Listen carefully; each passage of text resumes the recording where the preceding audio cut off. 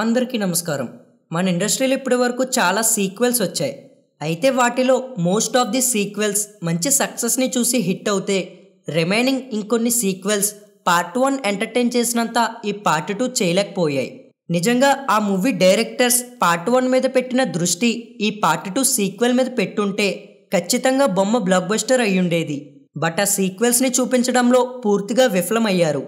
Literally ఈ sequel చూసాక నాకైతే ఇలానే అనిపించింది. కనీసం మొదట వచ్చిన ఆ పార్ట్ 1తోనే మూవీ ఎండ్ చేసుంటే వాళ్ళ కెరియర్లో ఇలాంటి ఒక ఫ్లాప్ మూవీ ఉండేది కాదు అని. బట్ సీక్వెల్ అంటూ వచ్చి బ్యాడ్ అయిపోయారు. సో ఇలాంటి బ్యాడ్ అండ్ వరస్ట్ సీక్వెల్స్ ఏంటో ఈ వీడియోలో చూద్దాం.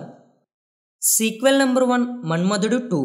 నిజంగా 12 years బ్యాక్ వచ్చిన ఈ మన్మధుడు ఎంత క్రేజ్ని సంపాదించుకుందంటే ఈ 2025లో రిలీజ్ చేస్తే ఖచ్చితంగా ఒక 50 కోట్ల గ్రాస్ని రాబట్టుకోగలదు. ఇక ఎంత క్రేజ్ సంపాదించుకున్న ఈ మూవీకి సీక్వెల్ అంటూ 17 సంవత్సరాల తర్వాత వచ్చారు. మన్మధుడు మూవీని అందించిన డైరెక్టర్ విజయ్ భాస్కర్ గారిని కన్విన్స్ చేసి ఈ పార్ట్ 2ని మన ముందుకు తీసుకొచ్చారు డైరెక్టర్ రాహుల్ రవీంద్రన్. పార్ట్ 1లో హీరోని మన్మధుడిగా చూపించినట్టు ఈ పార్ట్ 2లో చూపించి మరో హిట్ కొడతానని కన్విన్స్ చేశారంట. బట్ పార్ట్ 1 కొట్టిన హిట్లో ఒక 10% కూడా కొట్టలేకపోయింది పార్ట్ 2.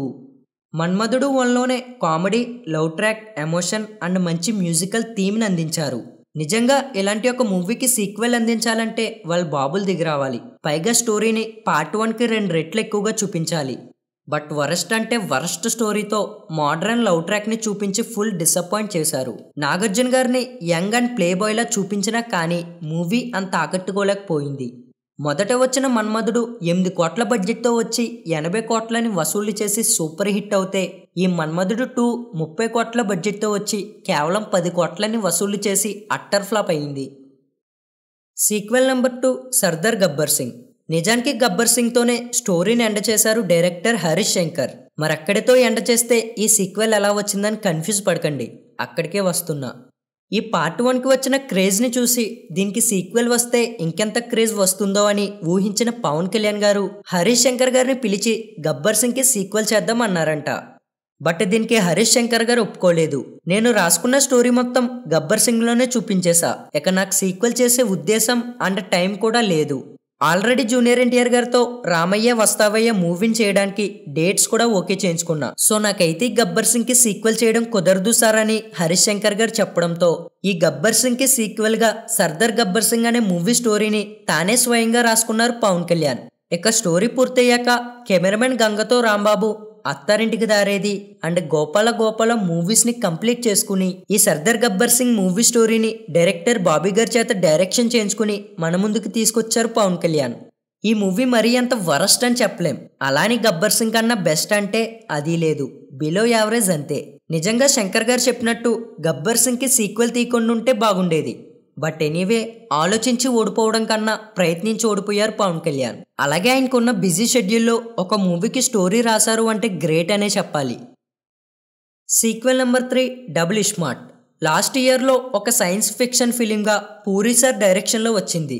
పార్ట్ 1 ఇస్మార్ట్ శంకర్ మూవీకి సీక్వెల్ ఉందని పూరి సార్ అనౌన్స్ చేసినప్పటి నుంచి ఎప్పుడు వస్తుందా అని కళ్ళు చెదిరిపోయేలా ఎదురు చూసాం. పైగా సీక్వెల్ తీయడానికి ఎక్కువ టైం తీసుకున్నారు కాబట్టి పార్ట్ 1కి దెబ్బ పోటీని ఇస్తుంది కదా అని కూడా ఊహించాం. బట్ ఇక్కడ కట్ చేస్తే కేవలం మూవీకి ముందు రిలీజ్ అయిన ఆ ట్రైలర్ చూసాక అర్థమైంది మూవీ ఏ రేంజ్లో ఉండబోతుందా అని. ఎప్పటికీ రిలీజ్ అవదని తెలిసి కూడా ఈ దెబ్బ కోసం ఎదురు చూసే వాళ్ళలో ఒక 10% పీపుల్ కూడా ఈ డబుల్ ఇస్మార్ట్ మూవీ కోసం ఎదురు చూడలేదు. ముందు వచ్చిన ఇస్మార్ట్ శంకర్లో songs, BGMs and elevation scenes టాప్లో ఉంటాయి. బట్ ఈ డబుల్ ఇస్మార్ట్లో మాత్రం నాన్ సింగ్ డైలాగ్స్ అండ్ సాంగ్స్తో పాటు మూవీ కొన్ని చోట్ల ల్యాగ్తో వెళ్లడంతో ఈ డిజాస్టర్ టాక్ని అందుకుంది. పైగా చివరి బాక్సాఫీస్ దగ్గర కూడా భారీ నష్టాలు తెచ్చిపెట్టింది. 65 కోట్ల బడ్జెట్తో వస్తే చివరి కలెక్షన్స్లో కేవలం 20 కోట్లని వసూలు చేసి బిగ్గెస్ట్ డిజాస్టర్ అయింది ఈ movie. Sequel number 4 kick 2. Ravi Teja గారి కెరియర్లో ఈడియట్, వెంకీ అండ్ కిక్ ఈ 3 మూవీస్ కూడా మనలో చాలామందికి ఫేవరెట్ మూవీస్. పైగా ఈ 3 మూవీస్లో ఏ మూవీ రిలీజ్ అయినా మిస్ అవ్వకుండా చూస్తాం. సో అలాంటి ఒక మూవీకి సీక్వెల్ అంటే మన హ్యాపీనెస్కి హద్దులే ఉండవు. 2009 సంవత్సరంలో సురేందర్ రెడ్డి డైరెక్షన్లో తమన్ గారు అందించిన మ్యూజిక్తో ఈ కిక్ మూవీ ఒక సంచలనం క్రియేట్ చేసింది. కేవలం రవితేజ గారి కెరియర్కే కాకుండా డైరెక్టర్ సురేందర్ రెడ్డి కెరియర్కి కూడా బ్యాక్ బోన్ అయ్యింది మూవీ. ఇక ఆ టైంలోనే రవితేజ గారు అండ్ సురేందర్ గారు అనుకున్నారంట ఈ కిక్ మూవీకి సీక్వెల్ ఖచ్చితంగా చెయ్యాలి అని. సో వీళ్ళు అనుకున్నట్టుగానే 6 ఏళ్ల తర్వాత ఈ కిక్ మూవీకి సీక్వెల్గా కిక్ 2ని చూసాం. అదే డైరెక్టర్, అదే హీరో అండ్ అదే మ్యూజిక్ డైరెక్టర్తో వచ్చినా సరే అదే హిట్ కొట్టలేకపోయింది. 1లో ఫస్ట్ హాఫ్ హీరో కిక్ కోసం ఏదైనా చేస్తాడు అన్నట్టుగా చూపించి, సెకండ్ హాఫ్లో హెల్పింగ్ నేచర్లో కూడా కిక్ పొందొచ్చు అని సెంటిమెంటల్గా కొట్టి మంచి హిట్ కొట్టారు. బట్ ఈ కిక్ 2లో first half and second half total మూవీయే హీరో కంఫర్ట్ జోన్ మీద నడుస్తుంది. పైగా ఈ కిక్ 2లో కొన్ని చోట్ల రవితేజ గారే విలన్ గా కనిపించారు. సో ఇందుకే ఈ కిక్ 1 హిట్ కొట్టినంత ఈ కిక్ 2 కొట్టలేకపోయింది. సీక్వెల్ నెంబర్ 5 భారతీయుడు 2. ఈ భారతీయుడు 2 కన్నా 1లోనే స్ట్రాంగ్ మోటివ్ అండ్ కొన్ని క్యారెక్టర్స్ అయితే డేంజర్గా కనిపిస్తాయి. కానీ 2లో మాత్రం ఎప్పుడు ఎవరిని చంపుతాడు, అసలు కమల్ హాసన్ గారిని పార్ట్ 1 అండ్ పార్ట్ 2లో చాలా డిఫరెంట్గా చూపించారు.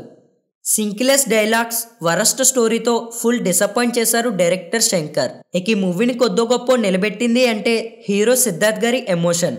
అలాగే మూవీకి పార్ట్ 3 కూడా ఉండబోతుంది. మళ్ళీ పార్ట్ 3తో కలుద్దాం అంటున్నారు. మరి చూద్దాం అప్పుడేం చేయబోతున్నారో. మ్యాక్సిమం పార్ట్ 3 కూడా ఇలానే ఉంటే ఇక దుకాణం సర్దుకోవాల్సిందే. సో ఫైనల్లీ చూసారు కదా ఇండస్ట్రీలో ఉన్న వరస్ట్ సీక్వెల్స్ ఏంటని. మరి సీక్వెల్స్లో మిమ్మల్ని బాగా డిసప్పాయింట్ చేసిన సీక్వెల్ ఏంటో కింద కామెంట్ చేయండి. అలాగే ఈ వీడియో కనుక నచ్చినట్టయితే దయచేసి లైక్ అండ్ షేర్ చేయండి. ఇక ఇలాంటి మరెన్నో మూవీ ఇన్ఫర్మేటివ్ వీడియోస్ కోసం ఛానల్కి వెంటనే సబ్స్క్రైబ్ అయిపోండి. Thank you.